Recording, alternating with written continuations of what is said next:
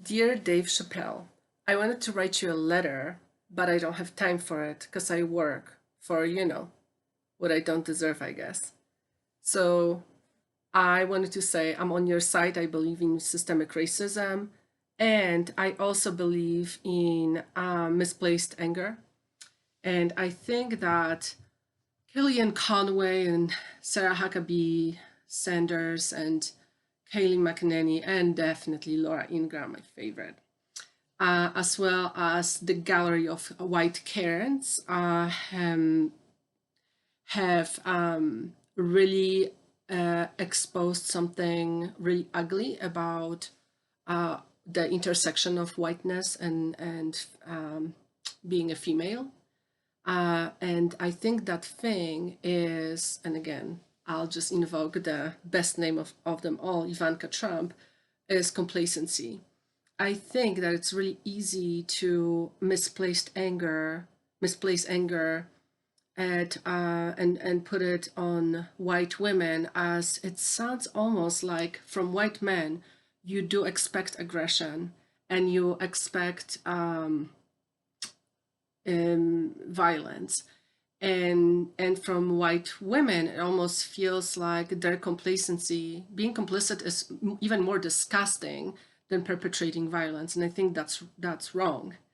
And I think also that it's really interesting that complacency of black men, I'm thinking about 50 Cent, I should say 50 Cent because I'm white, and Lil Wayne and Lil Pump and Ben Carson and Herman Cain, whom you invoked in your freaking brilliant monologue on Saturday Night Live, that it's easy to forget about them, um, because we understand that sometimes alignment with oppressor is what gets you the better deal. So when in the context of black men aligning with Donald Trump, it makes sense. But for white women to align with Trump, that's disgusting.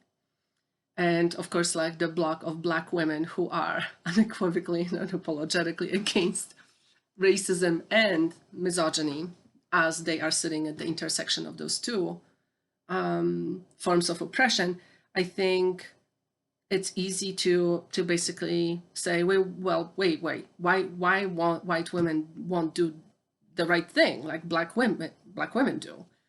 And I think that it's easy to overlook the life of white American women who have lived generations without the right to buy a car, take a loan out by themselves without the permission of the husband, and interpret their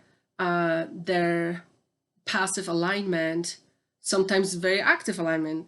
Again, fan of Laura, um, and kind of twisted as and presented as something that's gross, and that is racism and bigotry gross.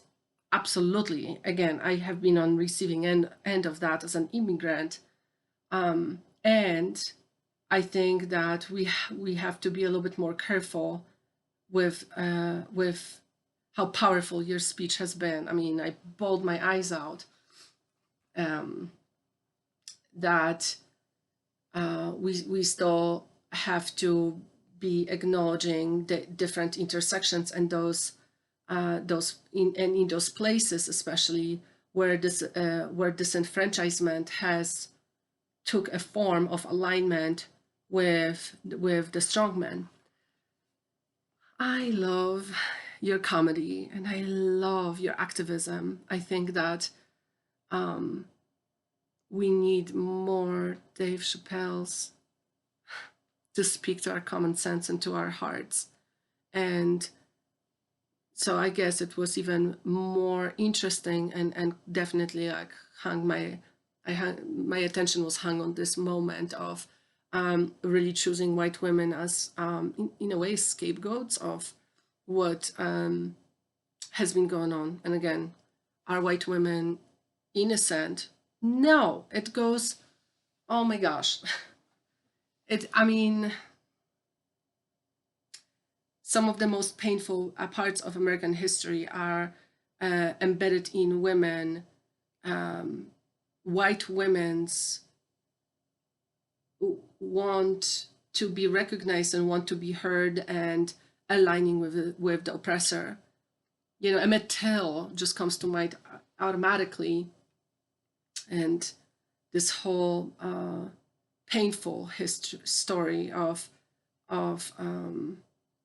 which of trying and pushing the buttons and trying to see who is valued more, and trying to establish that clearly within the hierarchy of the oppressive system, racist system, and also misogynic system, and getting this like imprint of being owned, being possessed by a white man, by the husband, is granting you at least some sense of safety, just enough to accommodate it and to agree to it.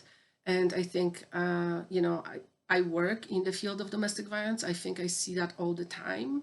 So that triggering moment in SNL monologue was helpful for me to understand the anger at Kelly and Conway that is still not expressed. That we're still reckoning with the Karens and trying to understand, and kind of baffled, just like we're so baffled about school shootings in this country. Either way, I wanted to thank you from the bottom of my heart for doing what you're doing for my country. I hope you're well.